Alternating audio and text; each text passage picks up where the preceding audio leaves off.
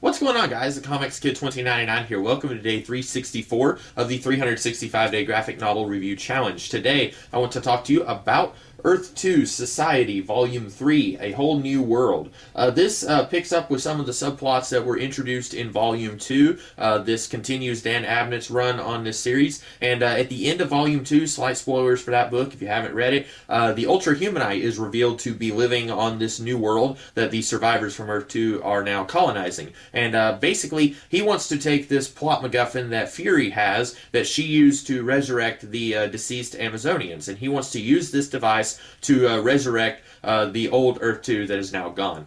So basically, this is repeating the plot from Volume 1, and I'm a little disappointed to see so much of this is just rehashing plot points that we've already seen in this series.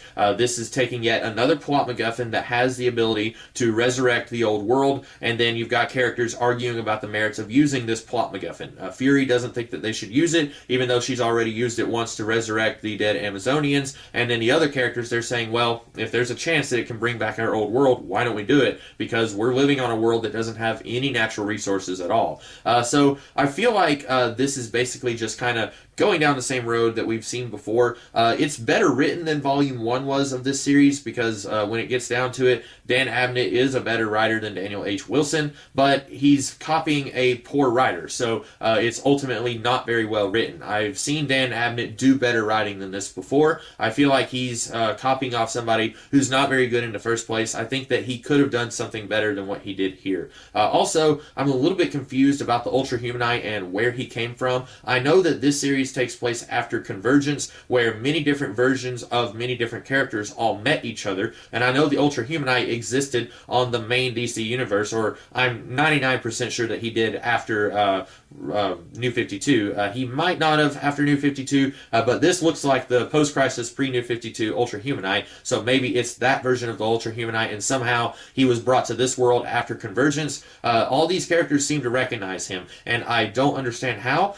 because the Earth 2 series after New 52 started, in a lot of ways, it seemed like it was a brand new world that didn't have a whole lot of superheroes. At one point, Terry Sloan was saying that there were only 8 superhumans on the entire planet, and then in this book, you have Major Sato. She's talking about different supervillains that they used to face, like Vandal Savage, Lex Luthor, and Sinestro, and I'm thinking none of these guys were on this version of Earth 2. It's possible that we had a Lex Luthor because we did have Superman and Kara, his cousin, and we had Batman and his daughter, and we had the Joker, who Thomas Wayne ended up killing eventually. So we did have versions of these DC characters on Earth 2, but we never saw any indication that Vandal Savage or Sinestro existed on Earth 2, especially Sinestro, since this particular Green Lantern did not come from the Green Lantern Corps. If Sinestro existed, that means in theory the Green Lantern Corps exists, but Alan Scott did not get his ring from the Green Lantern Corps. And then at the end of this book, at one point, Ultra Humanite has taken over Green Lantern's body, and then he says something about an Owen weapon is more powerful than an Amazonian weapon. That doesn't make any sense because this particular Green Lantern, he is not Owen. He does not get his powers from Oa.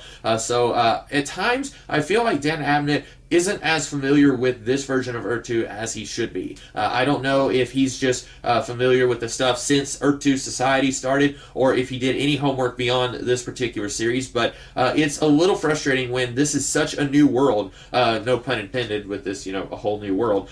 This is such a new universe. There's like less than 50 issues of this world, and all the writers who are writing this seem to not be able to do their homework and figure out what has and has not happened on this world. Whenever Daniel H. Wilson was writing Volume 1, he had Jimmy Olsen mention that the Flash got his powers from Apollo. No, he did not. He got his powers from the Roman god Mercury. And then here we're mentioning that Earth 2 characters have had run-ins with the Ultra Humanite, Vandal Savage, and Sinestro. As far as I know, no, they haven't, unless it was on the Convergence miniseries, in which case only some of these characters would be familiar with those supervillains, not all of them. Major Sato, she would not have been in the Convergence miniseries since she was on a spaceship that landed on this new world, so she shouldn't be familiar with Sinestro or Vandal Savage. Anyway, overall, I think that this book is much better than anything that Daniel H. Wilson was doing in his run before Dan Abnett took over the series, but this does it reminds me a lot of Daniel H. Wilson's run, specifically the plot points here with the MacGuffin here, and then you've got another crazy supervillain who wants to use this MacGuffin to recreate the world in his own image. I just don't really understand why the Ultra Humanite is doing what he's doing. At the end of the book, he says,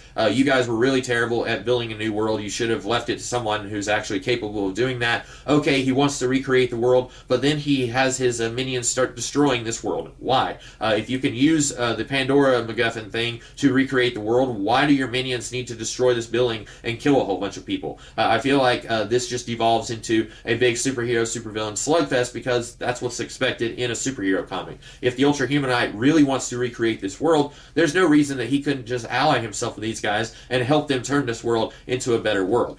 Maybe he wants to take the easy way out, but then why does he want to destroy this world? I feel like there's so much here that could have been so much better because I know that Dan Abnett is a better writer than this, but ultimately this pales in comparison to some of the stuff that Dan Abnett has done before.